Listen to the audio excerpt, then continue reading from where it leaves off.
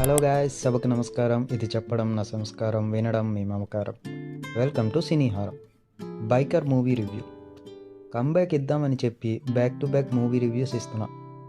So Biker movie ఎలా ఉందనే విషయానికి వస్తే, that's a very good theatrical experience.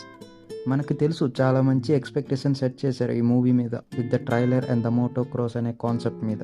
ఆ ఎక్స్పెక్టేషన్స్ని చాలా వరకు రీచ్ అయింది అనిపించింది.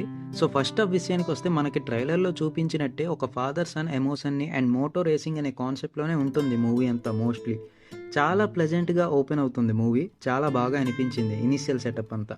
దాని తర్వాత రాజశేఖర్ గారి క్యారెక్టర్తో కాన్ఫ్లిక్ట్ ఓపెన్ చేస్తారు and until the first racing episode movie చాలా మంచి బార్ సెట్ చేసింది. దాని తర్వాత ప్రాబ్లం ఎక్కడ అనిపించిందంటే, ప్రొసీడింగ్స్ అంతా కొంచెం నార్మల్గా అనిపించింది. సెటప్ చేస్తున్నారు కానీ అది ఫుల్గా ఎంగేజ్ చేయలేదు, బట్ ఇట్స్ ఓకే అనిపించింది. అండ్ ఇంకో ప్రాబ్లం ఏమనిపించిందంటే, ఇనీషియల్ ఓపెనింగ్ సీన్లో చూపించిన బేసిక్ ఎమోషనల్ పాయింట్స్ అన్నీ బాగా ఎగ్జిక్యూట్ చేశారు, బట్ తర్వాత ఎమోషనల్ పర్సన్స్కి కొంచెం కనెక్టివిటీ రావట్లేదు అనిపించింది. బట్ స్టిల్ చెయ్యాలనుకున్న సెటప్ అంతా చేసేసారు అండ్ ఒక క్లీన్ ఇంటర్వెల్ బ్యాంక్తో ఫస్ట్ హాఫ్ ఎండ్ అయిపోతుంది.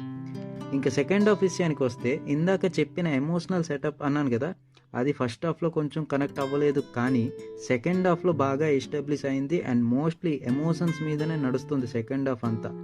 హ్యూజ్ ప్లస్ అయింది ఈ పాయింట్. తర్వాత మ్యాక్స్ సెటప్ అండ్ కాన్ఫ్లిక్ట్స్ అన్నీ ఫస్ట్ హాఫ్లో అయిపోయాయి కాబట్టి ఇక్కడంతా దానికి ఎలా పే ఆఫ్ ఇస్తారని వెయిట్ చేస్తాం.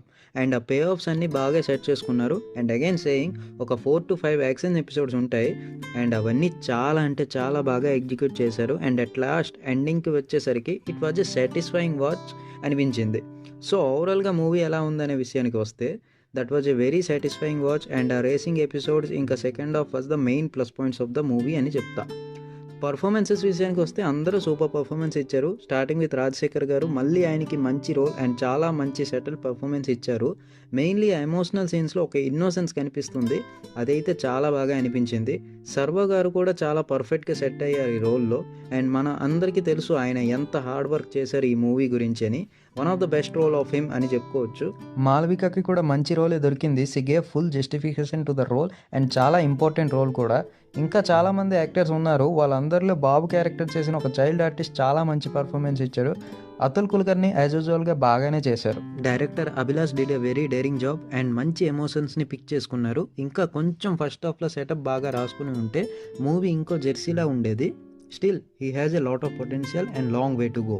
మ్యూజిక్ బై గిబ్రాన్ బాగుంది background score wise, but songs అంతా అనిపించలేదు.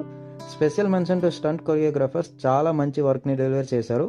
So that's my review. Cineharam rating వచ్చేసి 3.25/5. An emotional and high octane sports drama with a good characters.